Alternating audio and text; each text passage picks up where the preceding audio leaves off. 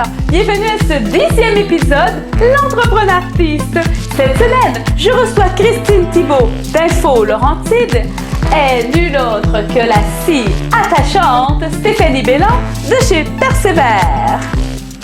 La première question nous provient de Janie de Mirabel qui demande « Comment fais-tu pour choisir les événements auxquels tu vas participer? » Eh bien, je vous dirais qu'au début, c'était des coups de dés, totalement. Et puis, il y en a qui disent « Ah, tu devrais aller à telle place, viens, j'organise tel événement. » Mais un événement peut très bien fonctionner pour un et pas pour l'autre. Et puis, au fil du temps, moi, je me suis rendu compte que les événements auxquels c'est vraiment bien pour mon entreprise, c'est les événements de métiers d'art parce que la clientèle qui visite ces salons-là, c'est des clientèles qui apprécient vraiment le travail fait à la main et qui sont conscients de tout ce qu'il y a derrière le produit, le temps de fabrication, les équipements et tout ça. Donc, et puis, c'est des gens qui sont fiers d'offrir des produits québécois.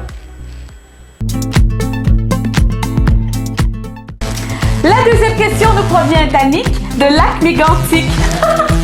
Annick Lac-Mégantic qui demande « Est-ce que tu te considères plus comme entrepreneur ou comme artiste? » Elle devrait dire « artistique » Annick de Mégantic. La question que je me pose depuis autant d'années.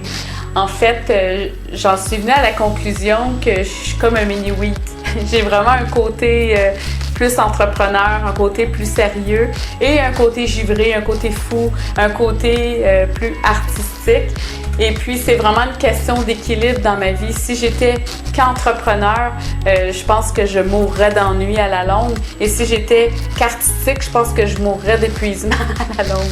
Alors, le mélange des deux fait que je me sens vraiment épanouie, je me sens à ma place. Et j'adore ma vie, le thrill d'être entrepreneur, l'adrénaline que ça apporte et puis toute la reconnaissance du côté artistique. Je suis vraiment hyper chanceuse de faire ce métier-là et puis de réussir à en vivre. J'apprécie du fond du cœur.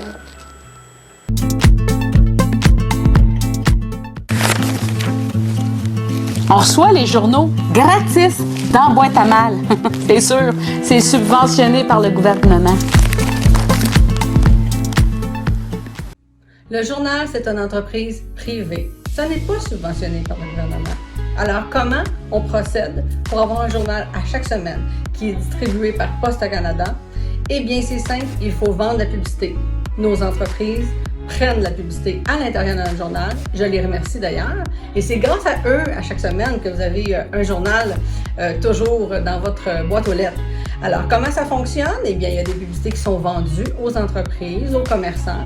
Une fois que les publicités sont placées, on y ajoute les textes en fonction du nombre de publicités qui a été pris. Et c'est comme ça qu'on détermine le nombre de pages. Alors oui, un journal, c'est une entreprise privée.